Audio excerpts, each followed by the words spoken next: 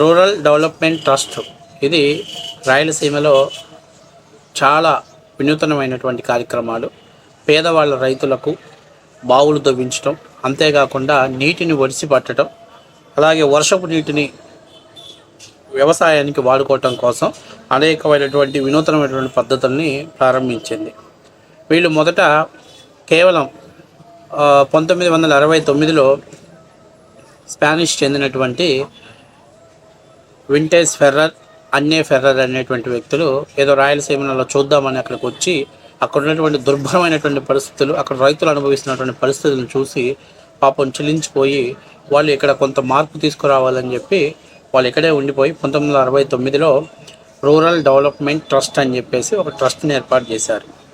ఆ తర్వాత స్పానిష్ నుంచి పెద్ద ఎత్తున అక్కడ ఉన్నటువంటి కొంతమంది ఇచ్చినటువంటి విరాళాల ద్వారా ఇక్కడ రైతులందరినీ కూడా సంఘటితపరిచి వర్షపు నీరుని అలాగే బావులని పునరుద్ధరించేటువంటి కార్యక్రమాల మీద పెద్ద ఎత్తున ఫోకస్ పెట్టారు.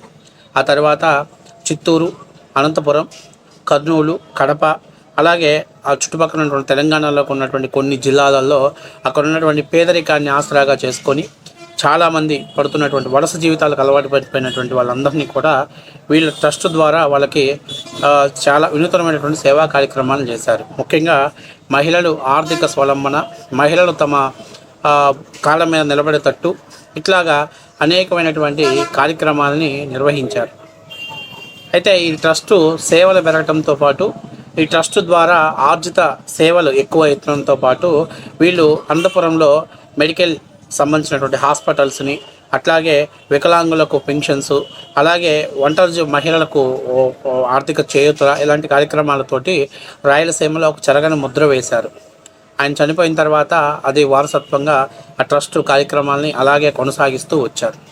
అయితే కేంద్ర ప్రభుత్వం ప్రవేశపెట్టినటువంటి కొత్త చట్టం foreign contribution regulation act FCRA అనేటువంటిది, అంటే ఈ చట్టం యొక్క ముఖ్య ఉద్దేశం ఏంటయ్యానంటే పెద్ద ఎత్తున అంటే ఇతర దేశాల నుంచి వచ్చేటువంటి నిధులు వీళ్ళు కేవలం మత మార్పిళ్ళకు మాత్రమే వాడుకుంటున్నారని, ఉగ్రవాదాన్ని పెంచి పోషించడానికి వాడుకుంటున్నారంటూ అనేటువంటి ద్వారా భారత్ సంరక్షించుకోవడం కోసం ఈ FCRA అనేటువంటి ఒక చట్టాన్ని తీసుకురావడం జరిగింది. ఈ చట్టం ద్వారా ఎవరైతే అంటే కంపల్సరిగా విదేశీయ నుంచి నిధులను సేకరించాలంటే కంపల్సరిగా వాళ్ళ దగ్గర నుంచి పర్మిషన్ తీసుకోవాలి. వీళ్ళ యొక్క ఉంటుంది కదా ట్రస్ట్ యొక్క లైసెన్స్ని రెన్యువల్ చేయించుకోవాలి. 2021లో ఈ ట్రస్టు మీద FCRA ఏదైతే చట్టం కింద రెన్యువల్ చేయటం ఆగిపోయింది. అక్కడి నుంచి ఈ సంస్థకి కష్టకాలాలు రావటం మొదలుపెట్టింది. ఈ ట్రస్ట్లో ఉన్నటువంటి నిధులు ఉన్నప్పటికీ కూడా వాటిని వాడుకోలేని పరిస్థితి ఏర్పడింది. అయితే నారా లోకేష్ గారు యువగలంలో పాదయాత్ర చేస్తున్న సమయంలో లోకేష్ గారి దృష్టికి ఇది తీసుకురావడం జరిగింది. అప్పుడు లోకేష్ గారు ఖచ్చితంగా మన ప్రభుత్వం అధికారంలోకి వచ్చిన తర్వాత ఈ ట్రస్ట్కి మళ్ళీ రెన్యువల్ చేయించే బాధ్యత మేము తీసుకుంటాం అని చెప్పారు. అంటే విదేశాల నుంచి వస్తున్నటువంటి వాళ్ళకు వస్తున్నటువంటి డబ్బులన్నింటినీ కూడా కేంద్ర ప్రభుత్వం ఆపేసింది. వీళ్ళు వాడుకునేటువంటి రైట్స్ లేకుండా ఆపేసేసింది. సో దాదాపుగా కొత్త ప్రభుత్వం వచ్చిన తర్వాత లోకేష్ దీని మీద పూర్తి స్థాయిలో దృష్టి పెట్టాడు. కేంద్ర మంత్రి అమిత్ షా గారితో మాట్లాడి RDT అనేది ఒక మత మార్పిడికి సంబంధించినటువంటి సంస్థ కాదు, అది అనంతపురం జిల్లా అంటే ముఖ్యంగా రాయలసీమలో ఒక గుండెకాయ లాంటిది.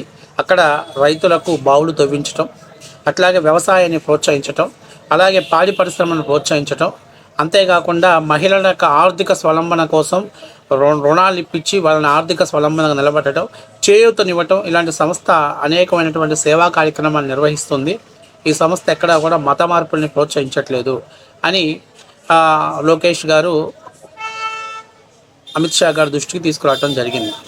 అమిత్ షా గారిని కూడా 1-2 సార్లు మీ ఇంటెలిజెన్స్ ద్వారా ఎంక్వైరీ చేసుకొని ఆ సంస్థ 1969 నుంచి ఇప్పటిదాకా ఎన్ని సేవా కార్యక్రమాలు చేసిందో, ఎంతమందికి ఆర్థిక చేయూతనిచ్చిందో మీరు వెరిఫై చేసుకొని అలాంటి సంస్థని మూసివేయటం అంటే రాయలసీమలో అంటే ప్రభుత్వాన్ని మించినటువంటి పనులు అక్కడ చేసింది ఆ సంస్థ. కాబట్టి అలాంటి సంస్థకు మనం చేయూతనివ్వాలి. కాబట్టి వాళ్ళ ఏదైతే వాళ్ళ ట్రస్ట్ యొక్క రెన్యువల్ చేయాలి, ఆ ట్రస్టుని వాళ్ళ యొక్క పర్మిషన్ రెన్యువల్ చేయాలి అని చెప్పి లోకేష్ గారు పలుమార్లు అమిత్ షా గారి దృష్టికి తీసుకురావడంతో దాన్ని రెన్యువల్ చేయడం జరిగింది. ప్రభుత్వం పర్మిషన్ ఇవ్వడంతో ఏదైతే విదేశాలలో ఉన్నటువంటి తాతలు ఇచ్చినటువంటి డబ్బుల్ని ఈ సంస్థ వాడుకునేటువంటి అవకాశాన్ని కల్పించింది. దీనికి ప్రస్తుతం ఆర్జిటి రూరల్ డెవలప్మెంటింగ్ డైరెక్టర్గా ఉన్నటువంటి మంచో ఫెర్రర్ అనేటువంటి వ్యక్తి లోకేష్ గారిని కలిసి ఆయనకు ధన్యవాదాలు తెలియజెప్పాడు. ఎందుకంటే ఇది చాలా అసాధ్యమైనటువంటి పని, ఇది చాలా వరకు అంటే చాలా కష్టతరం, చాలా నిబద్ధతతో కూడుకొని లోకేష్ గారు ఈ కార్యక్రమాన్ని సజావుగా మాకు పర్మిషన్ ఇప్పించడంలో కీలక పాత్ర పోషించాడు అని చెప్పేసి ఆయన్ని అభినందిస్తూ అమరావతిలో ఈరోజు వెళ్ళి ఆయన శాల్వాతో సన్మానించి అభినందిస్తూ ఒక వీడియో సోషల్ మీడియాలో చక్కర్లు కొట్టడం మొదలుపెట్టింది. ఇక వైఎస్ఆర్సీపీ పార్టీలో ఉన్నటువంటి వాళ్ళు వచ్చేసారు. జగన్మోహన్ రెడ్డి అన్ని పర్మిషన్స్ ఇచ్చాడు. అంటే పిల్లాడు పుట్టిన 2 సంవత్సరాలకి వాడు ఆడా మగ అని చెప్పేటట్టు ఇప్పుడు వైసీపీ వాళ్ళు ఇప్పుడు బయటకు వచ్చేసి అది మా టైంలోనే మేము చేసేసాం, అమిత్ షాతో మా జగన్మోహన్ రెడ్డి మాట్లాడాడు, పర్మిషన్ ఇచ్చేశారు, కాకపోతే ఇప్పుడు లోకేష్ కావాలని ఆ క్రెడిట్ని లోకేష్ ఖాతాలో వేయించుకుంటున్నాడు అని చెప్పేసి మాట్లాడు. సిగ్గుండాలి ఇలా మాట్లాడటానికి. ఎందుకంటే ఇది 2 నెలలు 3 నెలల కింద జరిగిన పని కాదు. 2 సంవత్సరాలు సుదీర్ఘమైనటువంటి తర్వాత ప్రభుత్వం మారిన తర్వాత ఈరోజు కేంద్ర ప్రభుత్వం పర్మిషన్ ఇస్తే అది కూడా నా ఖాతాలో ఉంది, నేనే చేశానని వైసీపీ నాయకులు మాట్లాడటం చాలా విడ్డూరంగా ఉంది, చాలా హాస్యాస్పదంగా ఉంది. కొంచెం ఆత్మవిమర్శ చేసుకోవాలి. సరే, ఇప్పుడు ఎవరైతే ఆర్జిటి రూరల్ డెవలప్మెంటింగ్ ప్రోగ్రామ్ డైరెక్టర్ ఉన్నాడో ఆయన మీ దగ్గర రాలేదే, మీకు థ్యాంక్స్ చెప్పలేదే, మీకేమీ శుభాకాంక్షలు చెప్పలేదే. ఇట్లాంటి సొల్లు మాటలు, ఎదవ మాటలు మాట్లాడటం వైసీపీ వాళ్ళు మించినో లేరు. ఎందుకంటే కొంచెమైనా మనం ఆత్మవిమర్శ చేసుకోవాలి. మీ ప్రభుత్వ హయాంలో ఆ రోజు ఏదైతే FCRA ద్వారా నిధులు ఆపినప్పుడు మీరు ఆపుతాము అని చెప్పినప్పుడు మీరు ఎందుకు లేదు సార్, ఈ సంస్థ రాయలసీమకు గుండెకాయ లాంటిది, చాలా వేల మంది రైతులకు ఆర్థికంగా వెన్నుదన్నిచ్చింది, మహిళలకు ఆర్థికంగా వెన్నుదన్నిచ్చింది, హాస్పిటల్స్ ద్వారా పేదవాళ్లకు వైద్యాన్ని అందించింది, అలాగే చదువుకునే పిల్లలకి స్కాలర్షిప్ అందించిందని గతంలో ఎందుకు చెప్పలేకపోయాం? మీరు చెప్పాల్సింది కదా, చెప్పి ఆ రోజు దాన్ని పర్మిషన్ని మీరు రెగ్యులరైజ్ చేయాల్సింది కదా. ఇవాళ లోకేష్ తెప్పించి లోకేష్ చేపిస్తే లేదు ఇది మేము చేపించామని చెప్తారు.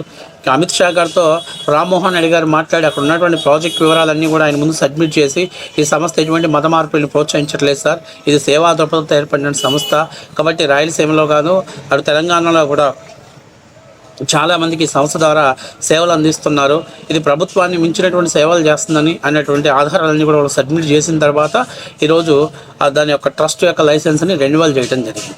అంటే FCRA ద్వారా నిధుల్ని వాడుకునే విధంగా వెసులుబాటు కల్పించింది. విదేశీ నిధులను వాడుకోవచ్చు అని చెప్పి, ఫారెన్ నిధులను వాడుకోవచ్చు అని. ఇంకా ఈరోజు వచ్చేసి మేమే చేయించాం, మా జగనన్నే చేయించాడు, ఈ క్రెడిట్ మా జగనన్నది, మా క్రెడిట్ని లోకేష్ కొట్టేశాడని చెప్తాడు. అదే గత 5 ఏళ్ల నుంచి మీరు ఎన్ని పనులు చేద్దామని అనుకుంటారు, దరిద్రం ఏంటంటే మీరు చేయలేకపోతున్నారు, చేయట్లా.